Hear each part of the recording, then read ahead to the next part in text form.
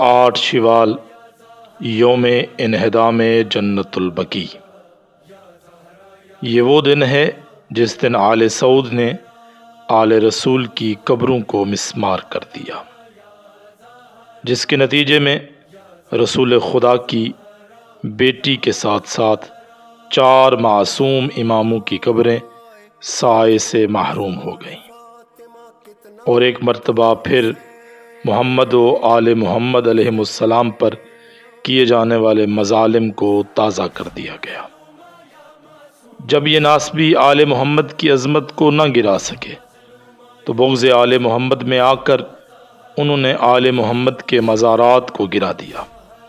میں کہتا ہوں یہ آل محمد کی عظمت کو کم نہیں کر سکتے، کیونکہ آل محمد وہ ہیں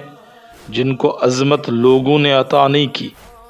بلکہ ان کو عظمت خود اللہ رب العزت کی ذات نے عطا کی ہے، اور جن کو عظمت اللہ رب العزت کی ذات عطا کرتی ہے لوگ ان کی عظمت کو کم نہیں کر سکتے۔ آخر میں تمام محبان اہل بیت اطہار سے یہی التماس کروں گا کہ اس دن کو ظالم کے خلاف اپنا احتجاج ضرور ریکارڈ کروائیں، اور یہ احتجاج صرف ایک دن کا نہیں ہونا چاہیے، بلکہ جہاں بھی رہیں، جدھر بھی رہیں، جہاں بھی بیٹھیں، ہمیشہ ظالم کے خلاف، ہمیشہ ظلم کے خلاف اپنی آواز کو بلند کرتے رہیں۔ آخر میں یہی شعر کے ساتھ اپنی گفتگو کو مکمل کروں گا۔ زخموں سے چور چور ہے